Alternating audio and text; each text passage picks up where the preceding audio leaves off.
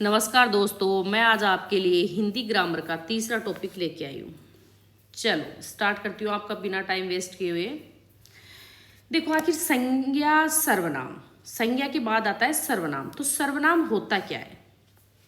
तो मैं आपको सबसे पहले इसकी परिभाषा समझाती हूँ कि संज्ञा के स्थान पर प्रयुक्त शब्दों को सर्वनाम कहते हैं। अब ये सर्वनाम आखिर प्रयोग क्यों किए जाते हैं? आपसे कोई पूछे कि ये सर्वनाम प्रयोग क्यों किए जाते हैं, तो भाई इनकी पुनरावृत्ति से बचने के लिए, संज्ञा शब्द की पुनरावृत्ति से बचने के लिए इसका प्रयोग किया जाता है। जैसे राम और राम का पुत्र बाजार गया, यहां पर 2 बार राम आया तो ये थोड़ा सही नहीं लग रहा। अब देखो, राम और उसका पुत्र बाजार आया, अब यहाँ उसका सर्वनाम यहाँ प्रयोग हो गया, तो ये सर्वनाम का प्रयोग होने से ये वाक्य सही लग रहा है। अब देखिए, यहाँ 2 क्वेश्चन पूछे जाते हैं कि सर्वनाम शब्दों की संख्या कितनी होती है? 11, और सर्वनाम के भेद कितने होते हैं? तो आप बताओगे 6 प्रकार के। ये थोड़ा ध्यान दीजिएगा, शब्द और भेद। शब्द पूछे तो 11, अगर भेद पूछे तो 6। अब ये 6 प्रकार, पहले आपको शब्द देखने चाहिए कि कौन कौन से शब्द 11 के होते। तो मैं, तू, आप, ये चले जाते हैं उत्तम पुरुष में। मैं, तू चला जाएगा मध्यम में, और आप है मध्यम, अन्य और निज। मतलब आप से याद रखना, आप तीनों का बाप। किस किस का बाप? मध्यम, अन्य और निज। यह और वह जाता है निश्चय में। यह होती है निकटवर्ती, वह होती है दूरवर्ती। अनिश्चित में कोई और कुछ। अब यहाँ पे छोटा सा उदाहरण दूंगी, कोई और कुछ। कोई होता है सजीव के लिए और कुछ होता है निर्जीव के लिए। कौन और क्या, ये प्रश्नवाचक में आते हैं। कौन सजीव के लिए और निर्जीव के लिए क्या। संबंधवाचक होता है जो और सो। जो होता है संबंध के लिए और सह संबंधी के लिए सो का प्रयोग होता है। यहां तक क्लियर? अब ये 6 प्रकार के होते हैं, ये आपको पता है। पुरुषवाचक, निश्चयवाचक, अनिश्चयवाचक, प्रश्नवाचक और संबंधवाचक। इतना क्लियर? चलो अब आगे देखिए आप। अब होता है पुरुषवाचक। पुरुषवाचक सर्वनाम, अब इसमें 3 होते हैं, वक्ता, श्रोता और अन्य। वक्ता होता है उत्तम पुरुष, मैं, हम। अब मैं यूज होता है एक वचन के लिए, हम होता है बहुवचन के लिए। मेरी, मेरे, मुझसे, हमारे, हमारा, हमारी, हमें। अब हो गया दूसरा श्रोता। मध्यम में होता है तुम, तुम, तुम्हारा, तुम्हारी, तुम्हारे, तुझे, तेरा। और उत्तम पुरुष में आते हैं आप, अपना, अपनी और अपने। क्लियर इतना? अब तीसरा आता है अन्य पुरुष। अन्य में क्या होता है? वे, आप, उसकी, उसके, उनका, उनकी, उनके, उन्होंने, उन्हें। अब यहां पे 2 जगह आप आ गया, तो एक चीज ध्यान रखिएगा, देखिएगा, थोड़ा समझाती हूं मैं आपको। यहां आप 2 जगह प्रयोग हुआ, आप। अब आप देखना, जहां पे उपस्थित हो ना कोई, जहां पे उपस्थित कोई हो, तब तो आपका प्रयोग होगा मध्यम पुरुष में। लेकिन अगर आप अनुपस्थित जहां पे होगा, तो वहां अन्य पुरुष में चला जाएगा। ये थोड़ा ध्यान रखना।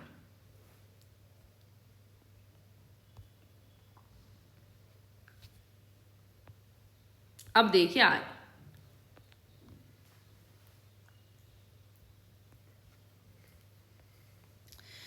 अब इसकी परिभाषा पर्टिकुलर कि जिन सर्वनाम शब्दों का प्रयोग वक्ता के लिए, श्रोता के लिए, किसी अन्य के लिए किया जाता है। किस किस के लिए? वक्ता के लिए, श्रोता के लिए और किसी अन्य के लिए, तो वो पुरुषवाचक सर्वनाम होता है। अब आप वाला एक उदाहरण यहां मैंने दिया है, जैसे गांधी जी हमारे राष्ट्रपिता है और आप अहिंसा के पुजारी है। अब हम समझेंगे कि ये कौन सा पुरुष है, तो ये अन्य में जाएगा, क्योंकि यहाँ पे गांधी जी आपके साथ उपस्थित नहीं है। उसी प्रकार प्रेम, मुंशी प्रेमचंद उपन्यास सम्राट थे। आप बहुत अच्छा लिखते हैं। हम किसके लिए बोलते हैं? आप, कि आप मुंशी प्रेमचंद को बोल रहे हैं, लेकिन यहाँ पे मुंशी प्रेमचंद उपस्थित नहीं है। ये थोड़ा ध्यान रखना, ये अक्सर एग्जाम में पूछ लिया जाता है। अब आगे देखिए, निश्चयवाचक क्या होता है? जिसमें एक निश्चित होता है कि ये चीज वो है, यह वह है, ये निश्चितता का बोध करवा रहे हैं। इसको दूसरे में संकेतवाचक भी बोल सकते हैं हम, कि ये निर्देश दे रहा है, संकेत दे रहा है। यहाँ पे निश्चयवाचक को संकेत जहाँ पे आ जाए वो निश्चयवाचक भी हो जाए, और निर्देशवाचक हो वो भी निश्चयवाचक होता है। अब यह और वह, देखो यह और ये आएंगे निकटवर्ती के लिए, वह और वे आएंगे दूरवर्ती के लिए। क्लियर। अब इनकी परिभाषा देखो, जिन सर्वनाम शब्दों के द्वारा किसी वस्तु या किसी संज्ञा का निश्चित बोध होता हो ना, वो निश्चयवाचक हो गया। जैसे यह अच्छा है वह नहीं, तो आपको ये निश्चित हो गया कि यह अच्छा है, और आपको यह भी हो गया कि यह अच्छा है, मतलब ये निकट है आपके। वह दूर है, वह आपसे दूर है, तो ये दूरवर्ती के लिए। इस कलम को देखो कितनी सुंदर है, किस कलम को, इसको, यहाँ पे निश्चित हो रहा है। जहां पे आप क्वेश्चन करोगे उसको पता चलेगा कि ये निकटवर्ती, दूरवर्ती और निश्चित है या अनिश्चित है। अब जैसे अनिश्चय हो गया, अनिश्चय में कोई और कुछ होता है, कोई और कुछ, यहाँ पे आपको निश्चित नहीं होगा कौन आया है कौन गया, कुछ खा लेना, तो आपको ये निश्चित नहीं है कि कह क्या रहा है। अब ये दो भागों में बांटे जाते हैं, एक प्राणीवाचक और एक अप्राणीवाचक। देखो प्राणीवाचक में होता है कोई और कई, और अप्राणी में होता है कुछ। अब यहाँ पे मैं यहाँ उदाहरण दे रही हूँ आपको, इनकी परिभाषा देखो कि जिन सर्वनाम शब्दों के द्वारा किसी निश्चित संज्ञा या वस्तु का बोध नहीं होता हो। अब मैंने एक उदाहरण दिया है वो समझाती हूँ।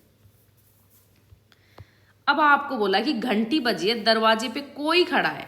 अब आपको ये तो क्लियर हो गया कि यहाँ पे कोई आता है मतलब अनिश्चय हो गया, लेकिन कोई प्राणीवाचक या अप्राणी, तो दरवाजे पर अगर कोई आकर खड़ा है तो वो प्राणी होगा ना, अप्राणी नहीं हो सकता। तो प्राणियों के लिए कोई शब्द किसी सर्वनाम का प्रयोग करते हैं, तथा पदार्थ के लिए किसका प्रयोग करते हैं, कुछ का। जैसे स्कूल में कुछ खा लेना, अब कुछ में भाई पदार्थ है कि कुछ भी खा लेना, संभवतः कोई आया है तो कौन आएगा, कोई सजीव ही आएगा, निर्जीव तो आएगा नहीं। अब होता है प्रश्नवाचक सर्वनाम, जहां पे आपको प्रश्न का बोध होगा, प्रश्न का जहां पे बोध होता है वो प्रश्नवाचक हो जाएगा। अब ये दो भागों में बांटे जाते हैं, कौन किसे किसने, कौन किसे किस में, ये प्राणी में आ जाएंगे, और लघु प्राणी बोल दो या अप्राणी, ये क्या और कब। अब इनकी परिभाषा कि जिन सर्वनाम शब्दों के द्वारा किसी प्रश्न का बोध हो, कौन और क्या, वहां हो जाता है आपका प्रश्नवाचक। अब मैं आपको उदाहरण देती हूँ कि इस भ्रष्टाचार कांड के पीछे कौन हो सकता है, तो कौन हो सकता है, जब भ्रष्टाचार कोई कर रहा है तो कोई प्राणी हो सकता है, अप्राणी तो वो हो नहीं सकता। मेरे लिए क्या लाए हो, चाय के साथ क्या दोगे, तो यहाँ पे आपको ये पता है कि चाय के साथ आप रस खाओगे और कुछ खाओगे, तो वो निर्जीव में आएगी। मेरे लिए क्या लाए हो, भाई कुछ खिलौना लाए हो, कुछ और कुछ लाए, तो ये निर्जीव में चले जाते हैं। क्लियर इतना। अब आगे देखिए आप, संबंधवाचक, एक संज्ञा या सर्वनाम दूसरी संज्ञा या सर्वनाम से संबंध बनाते हो। क्लियर। यहां संबंधता का बोध होगा ना, वहां पे संबंधवाचक जाएगा। जैसे जो और सो, जो संबंधवाची होता है जैसे जैसी जितनी, और सो होता है सह संबंधी वैसी और उतनी। अब इनकी परिभाषा देखोगे तो जिन सर्वनाम शब्दों के द्वारा एक संज्ञा या सर्वनाम संबंध का दूसरी संज्ञा या सर्वनाम से जोड़ा जाता है ना, तो उनको संबंधवाचक कहते हैं। जैसे जो जागत है सो पावत है, जैसी करनी वैसी भरनी, तो भाई जो जाग रहा है ना वो फल पा रहा है, तो यहाँ सो इनको जोड़ दिया। और जैसी करनी वैसी, यह सह संबंधी है कि जैसा काम आप करोगे ना वैसा फल आपको प्राप्त होगा, तो यहाँ पे ये सह संबंधी है। भाई जितनी लंबी चादर है उतने पैर पसारो, तो जितनी आ गई, तो ये आपके संबंध को जोड़ रहा है कि आपकी चादर उतनी लंबी होनी चाहिए जितने आपके पैर होने चाहिए। अब होता है निजवाचक। निजवाचक का परिभाषा देखोगे तो जिनका प्रयोग बोलने वाले के द्वारा स्वयं अपने लिए किया जाता हो। देखो अपने लिए प्रयोग करेगा तो ये स्वयं का हो गया, तो निजवाचक हो गया। अब इसमें आप, अपनी, अपना, स्वयं। अब यहां पे आपको एक चीज समझनी पड़ेगी। देखिए जैसे आप, अब मैंने बताया था कि आप पुरुषवाचक सर्वनाम में भी आता है, लेकिन यहाँ पे थोड़ा ध्यान रखो, जहां पे श्रोता अगर सुन रहा है ना बात को, तो किस में जाएगा, आप पुरुषवाचक सर्वनाम में। क्लियर। जहां पे श्रोता नहीं सुन के और स्वयं के लिए वो काम किया जाता है, या ऐसे भी बोल सकते हो कि कर्ता के लिए, कर्ता के लिए जहां प्रयोग होगा ना, तो वो किस में चला जाएगा, निजवाचक में। क्लियर।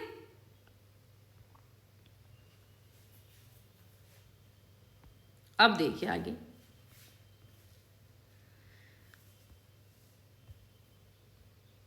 यहां मैंने बताया भी है कि नोट, अपना काम स्वयं करो, उपस्थित है ना यहाँ श्रोता, अपना काम स्वयं करो, तो ये मध्य पुरुष में चला जाए। अब देखो जहां कर्ता के लिए प्रयोग किया जाएगा ना, कर्ता के लिए, जैसे आप भला तो जग भला, तो ये निज में चला जाएगा। यहाँ कर्ता को कह रहे हैं आप भला तो जग भला, मैं खुद ही चला जाऊंगा या मैं स्वयं ही ये काम कर लूंगा, तो ये फिर निजवाचक में चले जाएंगे। इतना क्लियर। धन्यवाद दोस्तों।